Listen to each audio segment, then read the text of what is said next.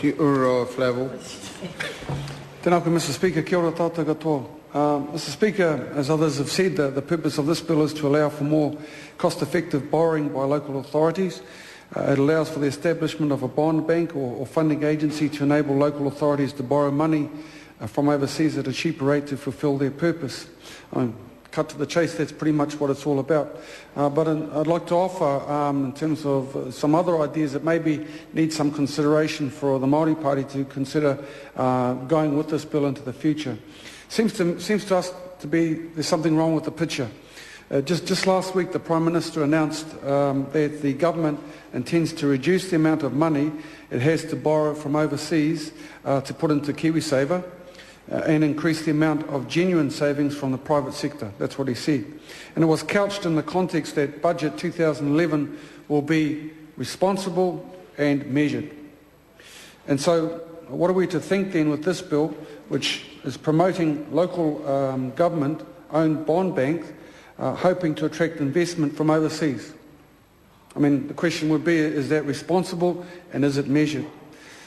Mr. Speaker, another part of the purpose of allowing for most cost-effective borrowing by local councils is a provision allowing for the Auckland City Council to borrow in foreign currency. And I was interested in the kōrero given by Sue Kesley about some of the concerns, perhaps not all of the ones that she set out, but certainly some concerns that she set out in her kōrero.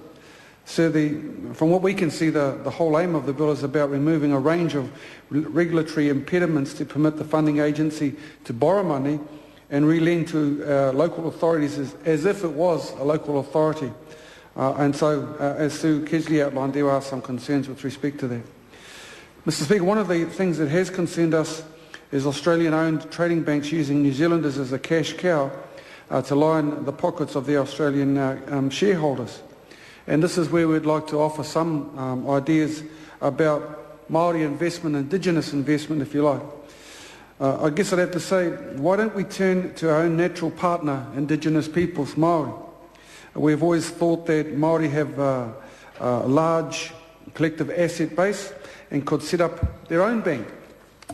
People like Mark Solomon have certainly promoted this idea and supported by a group such as the Iwi Leadership Group.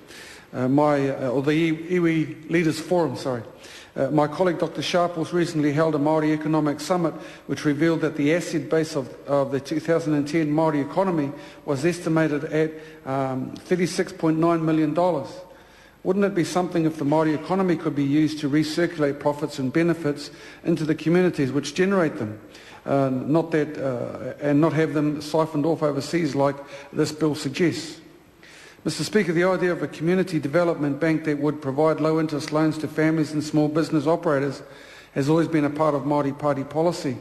The community development bank would make small loans without collateral, no charges, low interest, but high levels of support and controls. The community bank would lend to those at the lower end of the income and asset scale to help them improve their position. The bank would create access to credit on reasonable terms, enabling the poor to build on their existing skills to earn a better income. So ours is not the first plan for a Māori bank. Ruakenana set up one, and TW Ratana had a bank as well. And in fact, many Māori communities rely on places like credit unions since the post office and the big banks closed in the rural areas.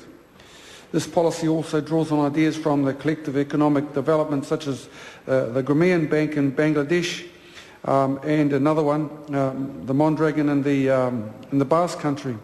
The idea is that each lender is sure to repay their loan, not because the bank will confiscate their property if they don't, but because they know other borrowers are depending on them.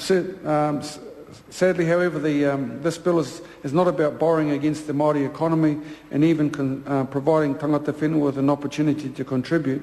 We suggest it's just another means of doing more of the same but by a different name, reverting to the borrowing from overseas without even considering the contradictions. We won't support the bill at this first reading, but having said that, we will be listening keenly to hear what Māori have to say at the Select Committee to guide with our subsequent votes.